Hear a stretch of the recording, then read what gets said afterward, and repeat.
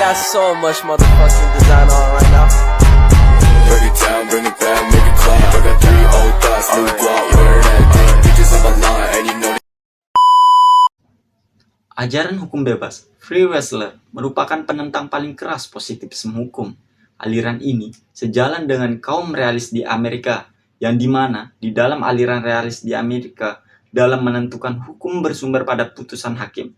Reaksi yang tajam terhadap legisme baru muncul sekitar 1900 di Jerman. Reaksi itu dimulai oleh Kantorowicz 1877 sampai dengan 1940 yang dengan nama samaran Genius Flavius dalam tahun 1906 menulis Der Kampf die Rechtswissenschaft. Aliran baru ini disebut dengan Free Wrestling, dan dari situlah timbul istilah Free Wrestler. Aturan hukum bukanlah poros sebuah keputusan yang berbobot. Aturan tidak bisa diandalkan menjawab dunia kehidupan yang begitu kompleks dan dinamis. Dan kebenaran yang real bukanlah terletak pada peraturan perundang-undangan, melainkan pada kenyataan hidup yang real. Hukum yang termuat pada aturan-aturan hanyalah suatu generalisasi mengenai dunia yang diidealkan oleh masyarakat. Sering ada banyak kebenaran yang seolah meminta kepastian mana yang lebih baik dalam konteks tertentu. Salah satu di antaranya adalah kebenaran versi aturan hukum. Tidak jarang bahkan sering kebenaran-kebenaran lain lebih unggul dari yang disodorkan aturan formal. Mereka lebih relevan, lebih tepat, dan bahkan lebih bermanfaat untuk suatu konteks real ketimbang kebenaran yang ditawarkan oleh aturan legal. Dalam hal ini, seorang hakim harus mempertaruhkan kepekaan dan kearifannya. Ia harus memenangkan kebenaran yang menurutnya lebih unggul meski dari risiko mengalahkan atau aturan resmi atau legal. Di mata Holmes, aturan-aturan hukum hanya menjadi salah satu faktor yang patut dipertimbangkan dalam keputusan yang berkualitas. Faktor moral, soal kemanfaatan, dan keutamaan kepentingan sosial, misalnya, menjadi faktor yang tidak kalah penting dengan mengambil keputusan yang berisi. Seperti halnya Holmes, Jerome Peng memiliki pandangan yang sama. Menurutnya, kebenaran tidak bisa disamakan dengan satu aturan hukum. Boleh saja aturan hukum mengandaikan putusan hakim dapat diturunkan secara otomatis sesuai aturan. Boleh juga mengandaikan bahwa isi aturan selalu benar dan baik, sehingga otomatis menjamin kepastian, keamanan, dan harmoni dalam hidup bersama. Tapi itu tidak berlaku bagi seorang yang berpikir modern. Boleh jadi itu hanya ilusi, karena faktanya seorang hakim dapat mengambil keputusan lain di luar skenario aturan yang dari sisi keutamaan jauh lebih terpuji dari yang ada dalam aturan. Memang kaidah-kaidah yang berlaku mempengaruhi putusan seorang hakim. Jadi, selain pandangan Hobbes dan Jerome Frank, ada juga pendapat dari Benjamin Nathan Cardozo juga dalam aliran hukum bebas ini. Cardozo adalah pengacara dan hakim terkenal di Amerika Serikat. Cardozo menyatakan bahwa benar ada ruang kebebasan untuk hakim dalam mengambil keputusan dan membuat putusan. Benar juga kalau ada faktor sosial, ekonomi, serta aspek psikologis yang turut berpengaruh dalam putusan hakim. Namun, hal-hal tersebut tidak boleh membuat hakim melupakan aspek normatif dari hukum, yaitu melayani kepentingan umum dengan keadilan. Jadi kewibawaan dari seorang hakim justru terletak pada kesetiaannya dalam menjunjung tujuan hukum itu. Oleh karena itu, putusan hakim tidak boleh berkembang secara bebas tanpa batas. Jadi kegiatannya para hakim itu tetap terikat pada kepentingan umum sebagai inti dari keadilan. Aliran ini menentang pendapat bahwa kodifikasi itu lengkap dan bahwa hakim dalam proses penemuan hukum tidak mempunyai sumbangan kreatif. Nyatanya, tidak seluruh hukum itu ada dalam undang-undang. Di samping undang-undang, masih terdapat sumber-sumber lain yang dapat digunakan oleh hakim untuk menemukan hukumnya. Jadi penganut aliran ini menganggap bahwa pendapat dari Montesquieu yang menyatakan bahwa hakim tidak lebih dari corong undang-undang itu fiksi. Jadi menurut mereka, hakim itu tidak hanya mengabdi pada fungsi kepastian hukum, tetapi mempunyai tugas dalam merealisasikan keadilan. Oleh karena itu, pengertian-pengertian yang umum, luas, bahkan dapat dikatakan kabur dan samar-samar seperti pengertian itikat baik, ketertiban umum, kepentingan umum, dan lain-lain yang digunakan oleh pembentuk undang-undang dalam suatu peristiwa yang konkret atau konflik atau kasus yang harus diselesaikan oleh hakim itu masih harus diisi atau dilengkapi. Jadi putusan hakim ini tidak selalu dapat dijabarkan dari undang-undang karena setiap peristiwa itu sifatnya khusus. Jadi tidak benar jika hakim selalu menerapkan peraturan undang-undang yang sifatnya umum pada situasi konkret.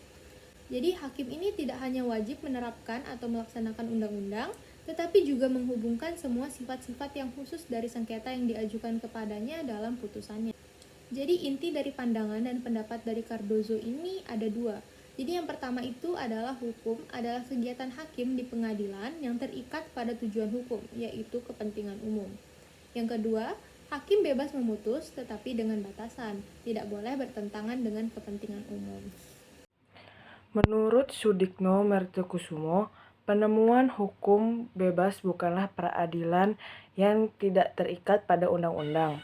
Hanya saja, undang-undang bukan merupakan peranan utama, tetapi sebagai alat bantu untuk memperoleh pemecahan yang tepat menurut hukum, dan yang tidak perlu harus sama dengan penyelesaian undang-undang. Aliran hukum bebas berpendapat bahwa hakim mempunyai tugas menciptakan hukum. Penemuan hukum bebas tugasnya bukanlah menerapkan undang-undang, melainkan menciptakan penyelesaian yang tepat untuk peristiwa yang konkret, sehingga peristiwa-peristiwa berikutnya dapat dipecahkan menurut norma yang telah diciptakan oleh hakim. Tidak mustahil penggunaan metode-metode yang lain. Ini adalah masalah titik tolak cara pendekatan problematik. Seorang yang menggunakan penemuan hukum bebas tidak akan berpendirian seperti contohnya, saya harus memutuskan demikian karena bunyi undang-undang demikian. Ia harus mendasarkan pada berbagai argumen antara lain undang-undang. Baik, adapun tujuan dari aliran hukum bebas ini, yang pertama dia memberikan peradilan yang sebaik-baiknya dengan cara memberikan kebebasan terhadap hakim tanpa terikat undang-undang, tetapi menghayati tata cara kehidupan sehari-hari. Yang kedua itu membuktikan bahwa dalam undang-undang terdapat kekurangan dan kekurangan itu perlu untuk dilengkapi. Aliran hukum bebas mencoba untuk memusatkan perhatiannya kepada hal-hal yang bersifat khusus pada peristiwa konkret dan pada kepentingan yang berkaitan. Rasa hukum hakim harus dipusatkan pada hal-hal lain dan pada tujuan yang tersirat dalam peraturan. Kalau penyelesaiannya menurut undang-undang, maka hakim berwenang dan wajib untuk menyimpang dari penyelesaian menurut dengan undang-undang. Tidak mengakui undang-undang sebagai satu-satunya sumber hukum mengarah pada subjektivitasasi putusan hakim. Dengan demikian, disadari bahwa putusan hakim mengandung karya yang bersifat menciptakan. Pelaksanaan hukum bergeser ke arah penemuan hukum atau pembentukan hukum. Hakim memang harus menghormati undang-undang, tetapi ia dapat tidak hanya sekedar tunduk dan mengikuti undang-undang, melainkan menggunakan undang-undang sebagai sarana untuk menemukan pemecahan peristiwa konkret yang dapat diterima. Dapat diterima karena pemecahan yang diketemukan dapat menjadi pedoman bagi peristiwa konkret yang serupa. Di sini, hakim tidak berperan sebagai penafsir undang-undang saja, tetapi sebagai pencipta hukum. Penemuan hukum semacam itu yang tidak secara ketat terikat kepada undang-undang disebut sebagai penemuan hukum yang bebas. Yang dimaksud dengan penemuan hukum bebas bukannya peradilan di luar undang-undang. Dalam penemuan hukum bebas, peran undang-undang adalah subordinate. Undang-undang bukanlah merupakan tujuan bagi hakim, tetapi merupakan suatu sarana. Bagi hakim yang melaksanakan penemuan hukum bebas, tugas utamanya adalah bukanlah menerapkan undang-undang, melainkan menciptakan pemecahan melalui atau dengan bantuan undang-undang untuk peristiwa konkret sedemikian sehingga peristiwa-peristiwa serupa kemudian diselesaikan dengan memuaskan. Maka penemuan hukum bebas berarti penemuan hukum menurut kepatutan. Penggunaan metode penemuan hukum bebas kebanyakan dapat menuju kepada akibat-akibat yang sama dengan metode hukum penemuan hukum yang lain. Hakim yang melakukan penemuan hukum bebas tidak akan menyatakan saya memutuskan demikian sebab bunyi undang-undangnya adalah demikian. Mendasari putusannya dengan berbagai alasan, antara lain berdasarkan undang-undang tersebut. Akan tetapi, perlu dipertanyakan, kapankah suatu peraturan itu sudah usang dan peraturan manakah yang harus menggantikannya?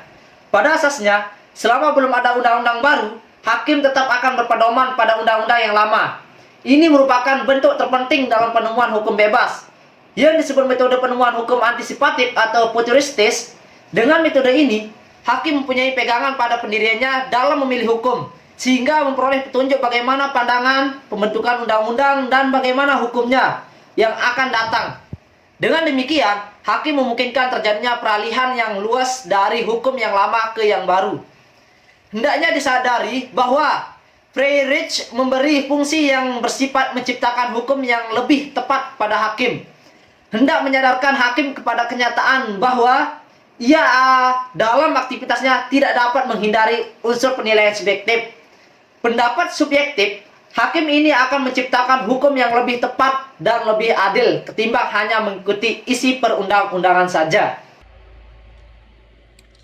Baik, di sini saya akan memberikan kesimpulan mengenai aliran hukum bebas. Jadi aliran hukum bebas itu suatu paham yang menginginkan bahwa hakim untuk membentuk hukum dan menyelesaikan masalah yang sering terjadi atau timbul dalam masyarakat. Aliran yang berasal dari Jerman ini sangat mirip dengan aliran realis di Amerika, yang dimana dalam menyelesaikan suatu masalah tidak terpaku dengan peraturan perundang-undangan dan bersandar pada putusan hakim dalam melihat suatu masalah. Begitu juga dengan aliran hukum bebas yang merupakan penentang keras dari aliran positivisme karena sangat terpaku dengan peraturan perundang-undangan dan menyebabkan hukum itu jadi sangat kaku. Kemudian aliran hukum bebas ini mensyaratkan bahwa hakim harus menciptakan hukum dan bukan menerapkan apa yang tertulis di undang-undang. Karena itu hakim bukanlah berkewajiban menafsirkan undang-undang, tetapi harus menciptakan hukum. Walaupun tidak menutup kemungkinan hakim menggunakan undang-undang bahkan ilmu lain untuk membantu hakim dalam menyelesaikan suatu masalah atau suatu perkara. Terus kemiripan yang sangat banyak dengan aliran realis di Amerika menjadikan aliran hukum bebas ini suatu gerakan yang muncul akibat atau karena ketidakpuasan akan aliran positivisme. Aliran hukum bebas ini pun hampir berjalan berbarengan dengan realis di Amerika, walaupun memang aliran realis terlebih dahulu ada sebelum aliran hukum bebas. Akhirnya hukum bebas menjelaskan aliran ini adalah gerakan untuk melawan aliran positivisme yang telah berkembang terlebih dahulu.